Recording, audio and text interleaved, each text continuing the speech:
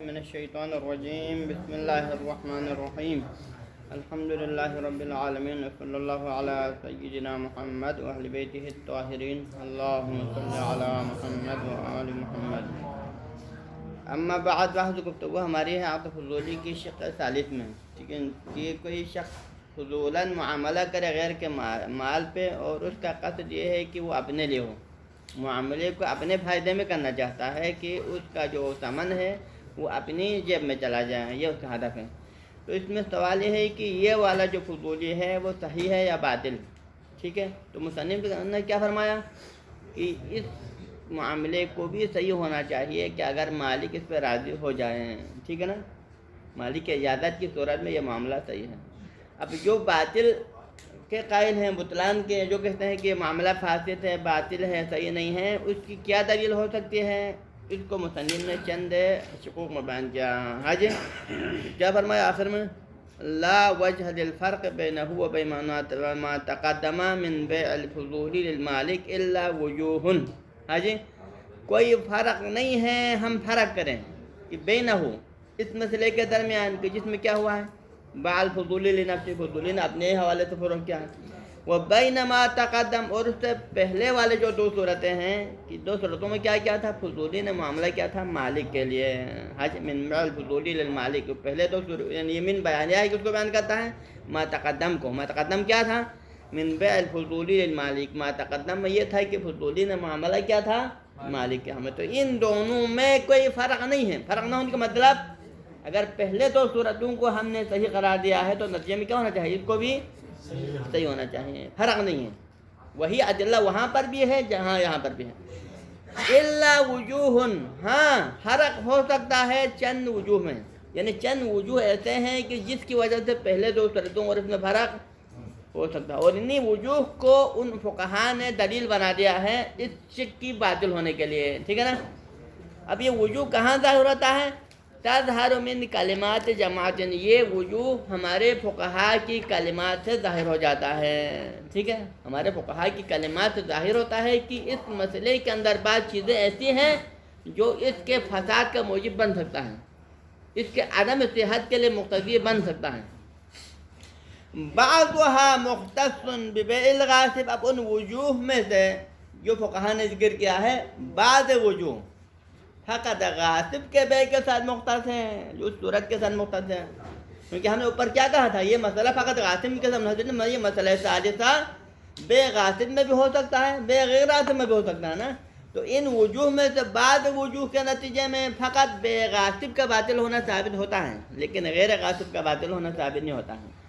وَبَعْضُهَا مُشْتَرَكٌ بَيْنَ جَمِيعِ صُوَرِ الْمَسْئَلَةِ، لیکن بعض وجوہ جو انہوں نے بیان کیا ہے وہ ایسے ہیں کہ جو مشترک ہیں. ایسے بعض وجوہات ہیں جو مشترک ہیں. بے غاصب کا بطلان بھی لازم آ سکتا ہے اس کے ذریعے سے، بے غیر غاصب کا بطلان بھی لازم آ سکتا ہے. ٹھیک ہے نا. اب وہ وجوہ کون سے ہیں جس کو انشاءاللہ ہم ایک ایک کر کے بیان کریں گے اور ان میں سے ایک ایک کر کو ہم رد بھی کر لیں گے. ٹھیک ہے، ان میں سے صورت اول ہے وجہ اول کیا ہے؟ من هذه الوجوہ، جن وجوہ کو فقہا نے ذکر کیا ہے اس صورت کے بطلان کو ثابت کرنے کے لیے. ان میں سے پہلا کیا ہے؟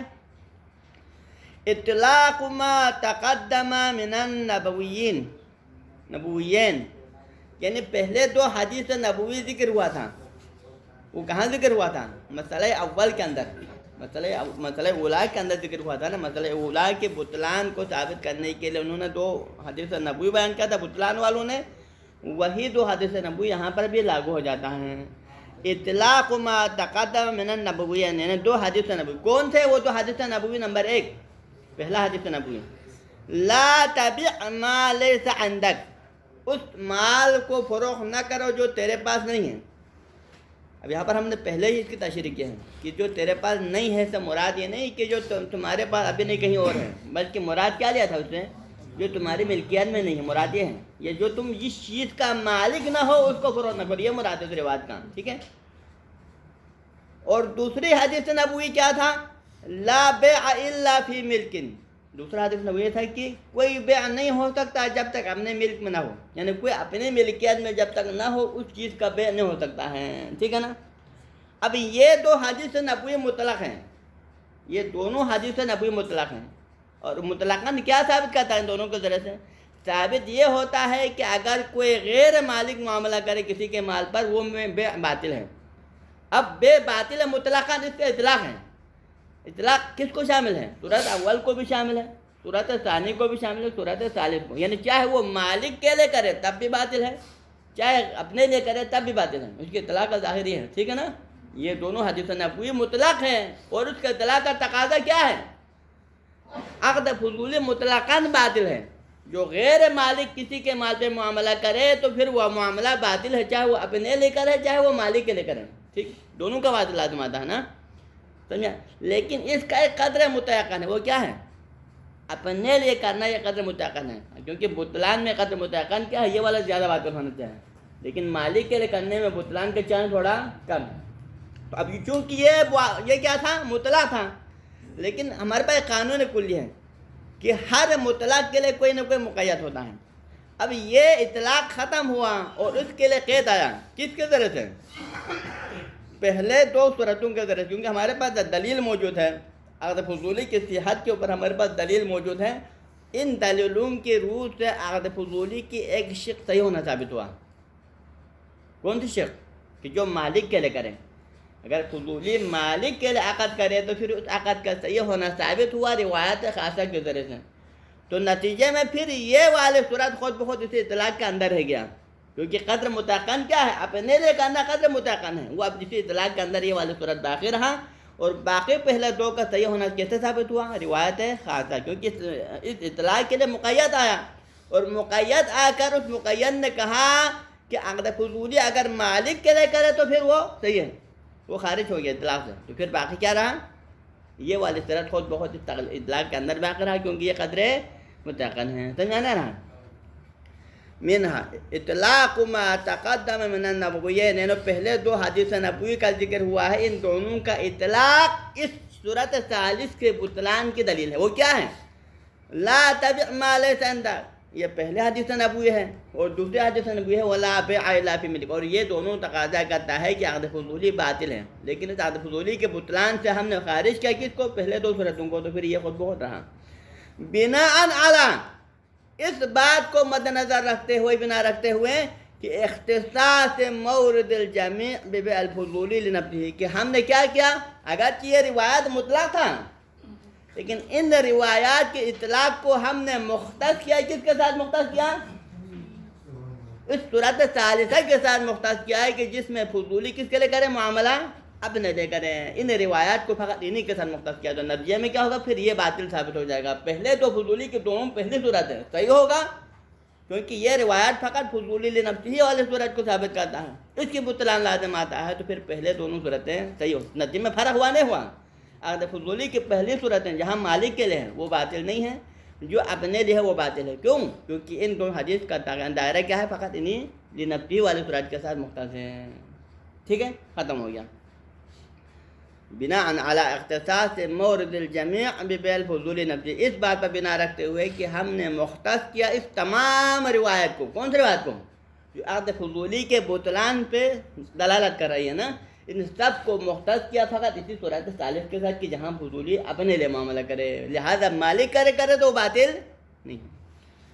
اب اس کا ہم کیا جواب دیں گے؟ ان کی دلیل تو یہ ہے کہ والجواب عنها يعرف مما تقدم. ان کے اس دلیل کا جواب کیا ہوا؟ وہی جو پہلے ہم نے ایک دفعہ بیان کیا، اسے معلوم ہو جاتا ہے، پھر دوبارہ ہم پر تفصیلی کرنے کی ضرورت نہیں ہے. اس کا ہم جواب پہلے دے چکے ہیں، اور اسی پہلے جو جواب دیا ہے اسی جواب سے اس کا جواب بھی خود بہت معلوم ہو جاتا ہے. والجواب عنها يعرف مما تقدم. ما تقدم کیا تھا؟ پہلے ہم نے کیا بیان کیا تھا؟ یہ خود بیان ہو رہا ہے. ہم نے پہلے یہ بیان کیا تھا من ان مضمونها عدم وقوع بیع غیر المالک لبائع غیر المالک. دیکھو پہلے اس کا جواب ہم نے ادھر دیا ہوا تھا کہ یہ دو روایات جو حدیث نبوی ہے نا، لا تبع ما لیس عندک، یہ روایت، اور دوسرا لا بیع الا فی ملک، ان دونوں کا جو ہے مفہوم کیا ہے؟ ان دونوں کا مفاد کیا ہے؟ ان دونوں کا مفاد یہ ہے، اور یہ روایت یہ کہنا چاہتا ہے کہ اگر کوئی فضولی کیا کرتا ہے، اگر کوئی فضولی یعنی اگر معاملہ کرتا ہے غیر کے مال پر تو پھر وہ اس شخص کے حق میں واقع نہیں ہوگا جو فضولی ہے، یعنی اس معاملے کا فضولی کے لیے واقع نہ ہونے پہ کوئی طلب کرتا ہے. سمجھا نا؟ دو صورت ہے نا، فضولی معاملہ کرتا ہے اور پھر بعد میں مالک اجازت بھی دیتا ہے، تو پھر مالک اجازت نہ دے، فرض کرے مالک اجازت نہ دے، تو پھر کیا یہ معاملہ فضولی کے حق میں واقع ہو سکتا ہے؟ نہیں ہو سکتا ہے. ان روایات کا مطلب یہ ہے کہ فضولی جو معاملہ کرتا ہے وہ خود فضولی کے حق میں واقع نہیں ہوگا. ان روایات کا مفہوم یہ ہے، لیکن ان سے یہ ثابت نہیں ہوتا ہے کہ اگر اس فضولی کے معاملے پر بعد میں مالک اجازت دے تو پھر یہ مالک کے لیے واقع نہیں ہوتا. یہ بات ثابت نہیں ہوتا ہے، نہ مالک کے لیے ہونا ثابت ہوتا ہے، نہ مالک کے لیے نہیں ہونا ثابت ہوتا ہے. بس خلاصہ کلام کہ فضولی کے حق میں یہ معاملہ نہیں ہوگا، اس کا مفہوم یہ ہے. لیکن مالک کی اجازت کی صورت میں مالک کے لیے واقع ہوگا یا نہیں ہوگا، یہ اس حوالے سے مذکور ہوئے ہیں. لہٰذا اس بنا پر آپ اس کے ذریعے سے اس مطلب کو ثابت نہیں کر سکتے ہیں. سمجھ آنے رہا ہے؟ والجواب عنها يعرف بما تقدم، اس کا جواب پہلے ہی گزر چکا ہے. کیا ہے؟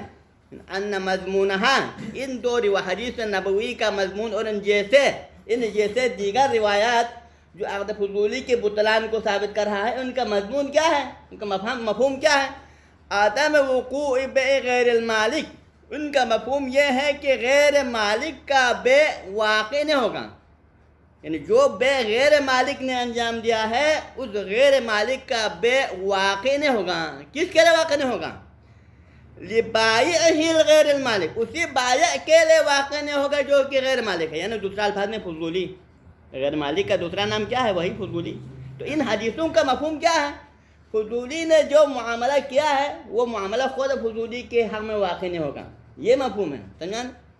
بلا تعرض فیہا، اور ان روایات میں سرے سے ذکر موجود نہیں ہے. ان روایات میں سرے سے تعرض اور ذکر نہیں ہے. کس حوالے سے؟ لوقوعہ وعدمہ بالنسبۃ الی المالک. کیا یہ بیع جو غیر فضولی نے کیا، غیر مالک نے کیا ہے، یا فضولی نے کیا ہے، یا مالک کے حق میں واقع ہوگا؟ مالک کے حق میں واقع نہیں ہوگا اذا اجازت، جب مالک اجازت دیتا ہے.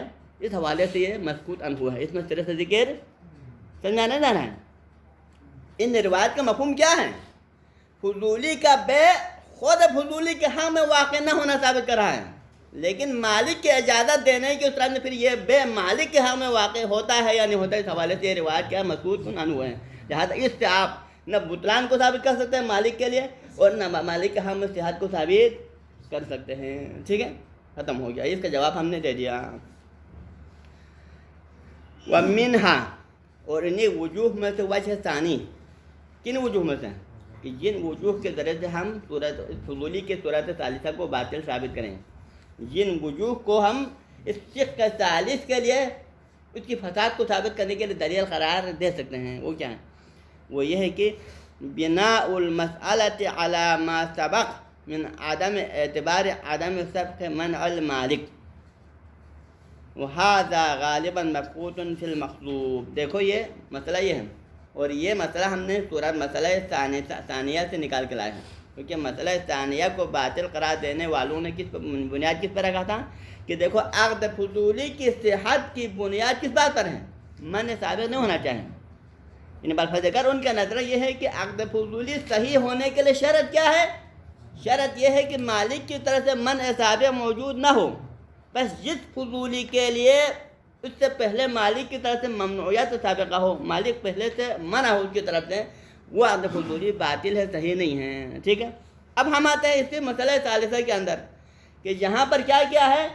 غاصب نے فضولی یہاں فرض کرا غاصب ہے یہاں پر صورت ثالثہ کے اندر، کیونکہ اس نے اپنے لیے کیا نا، معاملہ مالک کے لیے نہیں کیا ہے، بلکہ اس کی نیت کیا ہے؟ معاملہ اپنے لیے کرنا. کسی کے موبائل کو چوری کر کے لاتا ہے اور کسی کو فروخت کرتا ہے، اس کی نیت کیا ہے؟ کہ اس موبائل کی قیمت خود کھا لیں، مالک کو دینے کا ارادہ نہیں ہے نا. تو کیا اس معاملے پر مالک راضی ہے یا نہیں ہے؟ اس معاملے پر مالک راضی نہیں ہے. تو لہذا انہوں نے یہ کہا ہے کہ عقد فضولی کی صحت اس بات پر مشروط ہے کہ اگر مالک سے منع سابق نہ ہو. لیکن یہاں پر مسئلہ ثالثہ کے اندر کیا ہے؟ مالک سے منع سابق ہے. منع سابق کیسے ہیں؟ کیونکہ وہ اس کے خود وہی غصب خود قرینہ ہے کہ مالک کی رضا باطنی اس معاملے کے لیے نہیں ہے. اور کیونکہ عدم رضایت باطنی بالفظ دیگر کیا شمار ہوتا ہے؟ رد شمار ہوتا ہے. پہلے بھی کہا عدم رضایت باطنی مالک کی طرف سے کسی معاملے پر رضا باطنی نہ ہونا. جب جو رضا باطنی جو عقد سے پہلے نہ ہو، جو رضا باطنی عقد کے دوران نہ ہو، عقد کے بعد بھی اگلے لمحے کے لیے نہیں ہوتا ہے نا. تو آنن ما جو رضا باطنی معاملے کے لیے نہ ہو وہی معاملے کے لیے کیا شمار ہو جاتا ہے؟ معاملے کے لیے رد شمار ہوتا ہے. اور جب معاملے کے لیے رد شمار ہو جاتا ہے تو پھر بعد والا اجازت پھر کیا شمار ہوگی؟ بعد والا اجازت بعد رد شمار ہوگی، اور وہ اجازت بعد رد مؤثر نہیں ہے. یہ ان کی دلیل ہے. تو اس کا جواب ہم نے کیا دیا تھا؟ پہلے بھی کہا تھا کہ عدم رضایت باطنی رد شمار نہیں ہوتا. رد کے لیے کیا چاہیے؟ رد کے لیے رد قولی چاہیے. لیکن یہاں رد قولی نہ ہو، فقط مالک کی رضا باطنی کا نہ ہونا ثابت ہو جائے تو پھر یہ رد شمار نہیں ہوتا ہے کہ بعد کا مالک کا اجازت کے لیے مؤثر نہ ہو جائے. انشاءاللہ بات کریں گے آج. اور منہا انہی وجوہات میں سے یہ ہے کہ بنا المسئلتی کی مسئلہ، یعنی مسئلہ کون سا مسئلہ؟ مسئلہ تو صحت عقد الفضولی. عقد فضولی کے صحت کے مسئلے کی بنیاد کس بات پر رکھیں؟ اس بات پر رکھیں کہ علامہ سبا جو پہلے ہم نے گزر گیا. پہلے کیا کہا تھا ہم نے؟ من اعتبار عدم سبق منع المالک کی عقد فضولی کی صحت کے لیے شرط کیا ہے؟ مالک کی طرف سے منع سابق نہیں ہونا چاہیے. مالک کی طرف سے منع سابق نہ ہو تو وہ عقد فضولی صحیح ہے. جس عقد فضولی میں مالک کی طرف سے منع سابق ہو فضولی صحیح نہیں ہے. ٹھیک. وہذا پس معیار کیا ہوا؟ منع سابق کا نہ ہونا شرط ہے. منع سابق نہ ہو تو معاملہ صحیح ہے، منع سابق ہو معاملہ سمجھ نہیں ہے. اب یہاں ہمارے مسئلے میں آتے ہیں. وہذا غالبا مفقود فی المکتوب. اور یہ منع سابق کا نہ ہونا، منع سابق کا نہ ہونا، یہ جو شرط ہے فضولی کی صحت کے لیے، یہ شرط کہاں پر مفقود ہے؟ غاصب کے عقد میں مفقود ہے. غاصب کے عقد میں مفقود کیسے ہیں؟ کیونکہ غاصب کے عقد پر کوئی بھی مالک راضی نہیں ہوتا ہے. کیونکہ غاصب کا یہی عقد غصب ہونا خود بما ہوا قرینہ ہے کہ اس معاملے پر مالک کی طرف سے رضا باطنی نہیں ہے. اور جب رضا باطنی نہیں ہے تو گویا بالفظ دیگر مالک کی طرف سے منع سابق ہے. جب منع سابق ہے تو پھر وہی منع سابق معاملے کے لیے کیا شمار ہوگی؟ رد شمار ہوگی. اور اس کے بعد والا اجازت مؤثر نہیں ہے، لہذا یہ معاملہ باطل ہے. حاجم وقت تقدم عن المحقق الکرکی. اور پہلے محقق کرکی کی عبارت کو بھی ہم نے بیان کیا. محقق کرکی کی عبارت ہم نے سمجھ میں کیا تھا؟ ان الغصب قرینۃ عدم رضا. محقق کرکی نے کیا فرمایا تھا؟ کہ خود وہی غصب بما ہوا غصب قرینہ ہے کس بات کے اوپر؟ مالک کی رضا نہ ہونے پر. جب مالک کی رضا نہیں ہے اس کو مطلب کیا ہے؟ مالک کے منع سابق موجود ہے، اور منع سابق کیا ہے؟ وہی معاملے کے لیے رد شمار ہوتا ہے. لہذا اس بنا پر یہاں پر یہ معاملہ کیا ہونا چاہیے؟ یہ صورت ثالثہ جو کہ مغاصب کا جو بے ہے وہ باطل ہونا چاہیے. ٹھیک ہے، یہ انہوں نے فرق کرتے ہوئے بیان کیا. وفیہ اس کا جواب کیا مصنف کی طرف سے؟ اشکال. پہلا اشکال وہ یہ ہے کہ اولاً ان الکلام فی الاعم من بیع الغاصب. یعنی ہم اس کو فنی شکل میں جواب دیں گے. یہ آپ کا جو دلیل ہے اخص من المدعا ہے. ہمارا جو مسئلہ ہے یہاں پر فقط غاصب کا بے باطل ہونا نہ ہونے میں نہیں ہے، بلکہ ہمارا مسئلہ عقد فضولی کی صورت ثالثہ کا مطلقاً چاہے وہ غاصب والا ہو یا غیر غاصب والا ہو. کیونکہ ہم نے اوپر کیا کہا تھا؟ یہ مسئلہ فقط غاصب کے اندر منحصر نہیں ہے کہ جہاں معاملہ مالک کے لیے نہ ہو اپنے لیے ہو، یعنی کوئی فضولی معاملہ مالک کے لیے نہ کرے اپنے لیے کرے، تو یہ مسئلہ فقط غاصب میں منحصر نہیں ہے. اور غاصب میں بھی ہو سکتا ہے کہ کوئی غاصب اپنے لیے کرے معاملہ، کبھی غیر غاصب سے بھی ہو سکتا ہے. جیسا کہ کسی نے کسی دوسرے کے مال کو اپنا سمجھ کر اشتباہاً فروخت کرتا ہے تو وہ غاصب تو نہیں ہے، لیکن اس نے اپنا سمجھ کے فروخت کیا. تو یہاں پر بھی کیا اس نے اپنے لیے فروخت کیا لیکن وہ غاصب نہیں ہے. تو لہٰذا ہمارا مدعا کیا ہے یہاں پر؟ مدعا یہ ہے کہ عقد فضولی کے یہ صورت ثالثہ جہاں فضولی معاملہ اپنے لے کرتا ہے، کیا یہ صحیح ہے یا باطل ہے؟ اور ہمارا دعویٰ یہ ہے کہ یہ صحیح ہے، اور آپ لوگوں کا دعویٰ یہ ہے کہ یہ والا باطل ہے. تو آپ کا دعویٰ یہ ہے کہ ان الفضولی لنفسہ باطل مطلقاً سواء کان بیع الغاصب او غیر الغاصب. یہ آپ لوگوں کا دعویٰ ہے، ٹھیک ہے نا؟ کیونکہ آپ الفضولی لنفسہ کو کیا سمجھتے ہیں؟ باطل سمجھتے ہیں. لیکن آپ جو دلیل اس کے بطلان کے لیے جو دلیل بیان فرما رہے ہیں، یہ دلیل فقط کس کے ساتھ منحصر ہے؟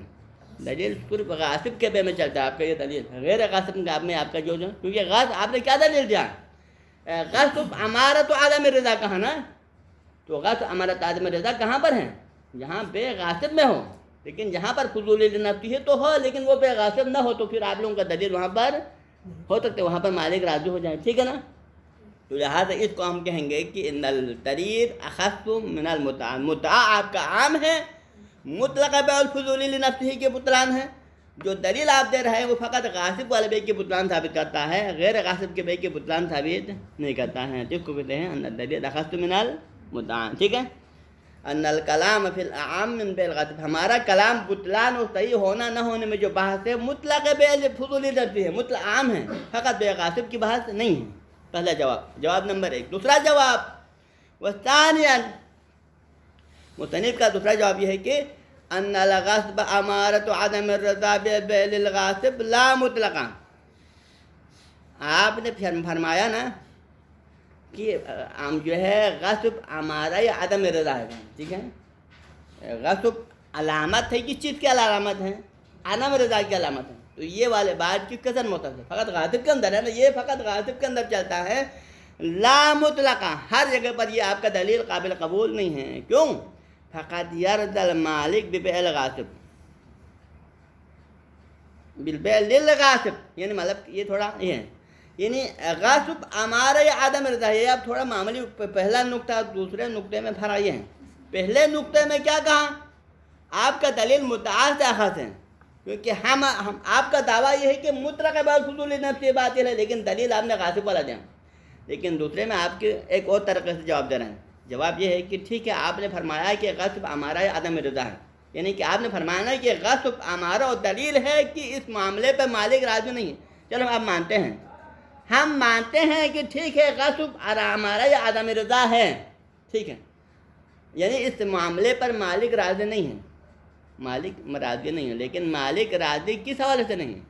مالک معاملے کا غاصب کے حق میں ہونے پر راضی نہیں ہے نا، لیکن ممکن ہے کہ یہی مالک راضی ہو جائے کہ غاصب نے جو بے کیا میرے حق میں واقع ہو۔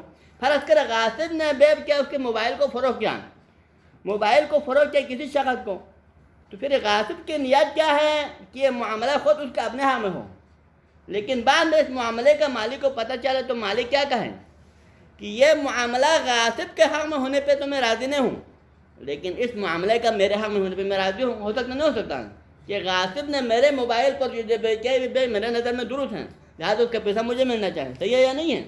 تو لہٰذا ٹھیک ہے، ہمارا غصب قرینہ عدم رضا ہے، لیکن عدم رضا کس چیز پر؟ اس بے کا خود غاصب کا ہونے کا وجہ سے مالک راضی نہیں ہے نا، ہو سکتا ہے مالک اپنے لئے ہونے پر راضی ہو جائیں، یہ مسئلہ ہے۔ ان الغصب امارۃ عدم رضا، ٹھیک ہے غصب امارہ ہے، علامت عدم رضا کے لیے، لیکن لا للغاصب، فقط بے کا غاصب خود کے حق میں ہونے پہ مالک کی عدم رضا ثابت ہوتا ہے، اس سے لا مطلقہ، مطلق مالک کی عدم رضا غصب کی علامت نہیں ہے، غصب مطلق عدم رضا کی علامت نہیں، کیوں؟ فقط یرضی المالک ببیع الغاصب، ممکن ہے کہ مالک غاصب کے بے پر راضی ہو، غاصب اس مالک اس غاصب کے معاملے پر کبھی ہو سکتا ہے راضی، کیسے؟ یہ توقع لے جاتا ہے، کیونکہ وہ بعد میں اجازت دینے کی نیت ہے، اس کو پتہ ہے کہ میں نے بعد میں اجازت دینا ہے، یعنی میرا ارادہ ہے کہ بعد میں اس معاملے کی اجازت دے دوں، وہ تملک کے سامان اور اس موبائل خریدنے والے سے پیسہ میں خود وصول کروں، یعنی مالک کا ارادہ ابھی سے ہے کہ یہ غاصب جو معاملہ کر رہا ہے نا میرے موبائل پر، لہٰذا میں اس کی اجازت دے دوں گا بعد میں، اور اس موبائل خریدنے والے سے اس کا پیسہ بھی میں کیا کروں گا، میں خود اپنی ملکیت میں لوں گا، اس ارادے سے مالک راضی ہو سکتا نہیں ہو سکتا، غاصب کے بے پر راضی، لہٰذا اس معاملے کا غاصب کے حق میں ہونے پہ تو راضی نہیں ہے، لیکن یہی معاملہ اس کے اپنے حق میں ہونے پہ وہ راضی ہے اور خود پیسہ لینے کا ارادہ بھی رکھنا ہے، لہٰذا یہ معاملہ صحیح ہے۔ فَلَيْسَ فِي الْغَصْبِ دَلَالَةٌ عَلَىٰ عَدَمِ الرِّضَا بِأَصْلِ الْبَيْعِ، لہٰذا اس غصب کے اندر خود نفس بے کے بطلان کے لیے عدم رضا ثابت نہیں ہوتا ہے، کہ سرے سے مالک خود بے پر سرے سے راضی نہ ہو، خود سرے سے بے پر ہو وہ کیا ہو ناراض ہو، یہ ثابت نہیں ہوتا ہے، بلکہ بے خود بے پر تو راضی ہے، لیکن اس بے کا ایک جہت سے راضی نہیں ہے، یعنی اسی بے کا دو رخ ہے، بے تو ہوا نا، لیکن اسی بے کا دو رخ ہے، بے غاصب کے لیے ہو رہا ہے یا مالک کے لیے، تو اس کے ایک شق پر مالک ناراض ہے، ایک شق پر راضی ہیں، اس بے کا غاصب کی حال میں ہونے پر وہ راضی نہیں ہے، لیکن اسی بے کا اپنے حال میں ہونے پہ وہ راضی ہیں، ٹھیک ہے، لیکن اصل بے پر وہ ناراض نہیں، اس کی عدم رضا ثابت نہیں ہیں. بل الغاصب وغیرہ من ھذا الجہۃ سواء. تو نتیجے میں کیا بنے گا پھر؟ اس حوالے سے غاصب و غیر غاصب دونوں برابر ہیں. فرض کرے غیر غاصب، کوئی دوسرا بندہ غاصب نہیں، کسی نے غلطی سے اس کے مال کو فروخت کیا، تو وہاں پر بھی یہ ہو سکتا ہے کہ جسے غیر مالک نے غلطی سے مالک کے مال کو فروخت کیا، تو مالک پھر وہاں پر کیا ہو سکتا ہے؟ اسے معاملے کا اپنے لئے ہونے پر وہ راضی ہو سکتا ہے، لیکن اس غیر مالک کے حامل ہونے پہ کیا راضی ہوگا؟ وہاں پر غصب نہیں ہے، لیکن وہاں پر بھی عدم رضا ہے. ٹھیک ہے نا؟ یہ دونوں برابر اس حوالے سے. وَالثَّالِثًا، اور تیسرا جواب مصنف کا اس حوالے سے یہ ہے کہ عرب آپ نے پہلے بھی جان لیا کہ النسب کا من المالک غیر مؤثر. ٹھیک ہے، آپ نے کہا تھا نا کہ من سابق اگر ایک لمحے کے لیے سابقاً من آئے تو پھر یہی معاملے کے لیے رد شمار ہوگی. اس کو مصنف نے پہلے بھی رد کیا اور ابھی بھی کہتے ہیں کہ بھائی فقط عدم رضا باطنی رد کے لیے مؤثر نہیں ہے کہ مالک کی اجازت بعد میں مؤثر نہ ہو. رد کے لیے کیا چاہیے؟ رد ثابت ہونے کے لیے رد لفظی ہونا چاہیے، لیکن جہاں رد لفظی نہ ہو، فقط عدم رضایت باطنی ہو، تو پھر وہ عدم رضایت باطنی معاملے کے لیے رد شمار نہیں ہوتا ہے. جب رد شمار نہیں ہوتا ہے تو پھر بعد میں مالک کی اجازت کیا ہے وہ مؤثر ہو سکتا ہے. ٹھیک ہے، یہ جواب ہے آخری. یہ ہو گیا دوسرا وجوہات میں سے دوسرا وجہ. اب وجہ ثالث پہ آتے ہیں. ومن حیث وجوہات میں سے وجہ ثالث یہ ہے کہ ان الفضولی اذا قصد الى بیع المال الغیر لنفسه، یعنی یہ دلیل دے رہا ہے. کس چیز کی دلیل؟ عقد فضولی کی اس صورت ثالثہ، یعنی جہاں فضولی نے معاملہ اپنے لے کیا ہے نا، اس کی بطلان کو ثابت کرنے کے لیے وجہ ثالث ہے. یعنی وجہ ثالث بطلان کا یہ ہے کہ ان الفضولی اذا قصد الى بیع مال الغیر لنفسه، کہ اگر کوئی فضولی یہ قصد کرتا ہے کہ میں زید کے مال کو اپنے لئے فروخت کروں گا، زید کے مال کو میں بکر کو فروخت کروں گا تاکہ پیسہ اپنے لئے لے لیں، اگر اس قصد سے اگر وہ غیر کے مال پہ معاملہ کرتا ہے تو پھر کیا ہوگا؟ لم یقصد حقیقت المعاوضہ، گویا اس نے معاوضے کا ارادہ نہیں کیا ہے.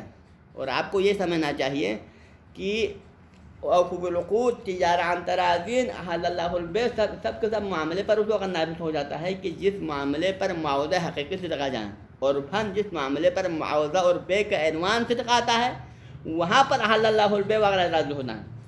لیکن جو معاملہ عرف عام کے نظر میں معاوضہ میں شمار نہ ہو وہ بے کے مقدار میں داخل نہیں ہوتا. تو لہٰذا اس بنا پر جب اس بندے نے کسی دوسرے کے مال کو فروخت کرتے وقت ارادہ یہ کرتا ہے کہ میں معاملے کو اپنے لے کرتا ہوں، تو اس کا مطلب کیا ہے؟ مال زید کا ہے. معاوضہ حقیقی کیا ہوتا ہے؟ معاوضہ حقیقی یہ ہوتا ہے کہ جس کی ملکیت سے مبیع نکلتا ہے ثمن اس کی ملکیت میں جانا چاہیے. یہ معاوضہ ہے، یعنی مبیع جس شخص کی ملکیت سے خارج ہوتا ہے ثمن اسی کی ملکیت میں داخل، یہ معاوضہ حقیقی ہے. یہاں پر کیا ہو رہا ہے؟ مبیع کا مالک کون ہے؟ زید ہے. فروخت کرنے والا عمر ہے، مالک اصل میں زید ہے. زید کے مالک کو عمر فروخت کر رہا ہے اور ارادہ کیا کر رہا ہے کہ اس کی قیمت کو کس کے جیب میں ڈالیں؟ عمر کے جیب میں. مال زید کا ہے اور نکل کس کی ملکیت سے نکل رہا ہے؟ زید کی ملکیت سے نکل رہا ہے، لیکن اس نے اپنے لے کرنے کی نیت کیا، تو پھر گویا اس کا ارادہ کیا ہے؟ ثمن اپنی ملکیت میں جانے کا ارادہ کر رہا ہے. مبیع کسی اور کی ملکیت سے نکل رہا ہے لیکن ثمن کسی اور کی ملکیت میں جا رہا ہے. یہ معاوضہ نہیں. معاوضہ کیا ہونا چاہیے؟ جس شخص کی ملکیت سے مبیع نکل جائے ثمن اسی کی ملکیت میں جائے، لیکن یہاں پر ایسا نہیں، کیونکہ معاملہ اس نے اپنے لیے ارادہ کیا جبکہ مبیع کسی اور شخص کا ہے. تو لہذا حقیقت معاوضے کا ارادہ یہاں پر ہوتا نہیں ہے. اذ لا یعقل، کیونکہ یہ بات معقول نہیں ہے کہ دخول احد العوضین فی ملک من، کہ عوضین میں سے ایک داخل ہو جائے. فرض کر ہماری مثال بیع فضولی میں داخل کیا ہو رہا ہے؟ مبیع ثمن داخل ہو رہا ہے. ثمن داخل ہو رہا ہے کس کی ملکیت میں؟ کہ لم یخرج عن ملک الاخر، جس کی ملکیت سے مبیع نہیں نکلا ہے. ثمن داخل ہو رہا ہے اس فضولی کی ملکیت میں کہ جس کی ملکیت سے مبیع نہیں نکلا، کیونکہ مبیع کس کی ملکیت سے نکل رہا ہے؟ مبیع دوسرے مالک اصلی کی ملکیت سے نکل رہا ہے، لیکن ثمن جا رہا ہے کس کی ملکیت میں؟ فضولی کی ملکیت میں. ٹھیک ہے. اذ لا یعقل، یہ بات معقول نہیں ہے کہ دخول احد العوضین فی ملک من، کہ عوضین میں سے ایک داخل ہو جائے اس شخص کی ملکیت میں کہ لم یخرج عن ملک الاخر، کہ وہ مبیع جس کی ملکیت سے نکلا نہیں ہے. مبیع جس کی ملکیت سے نہیں نکلا ہے ثمن اس کی ملکیت میں داخل ہو جائے، یہ معقول نہیں ہے. ہاں جی.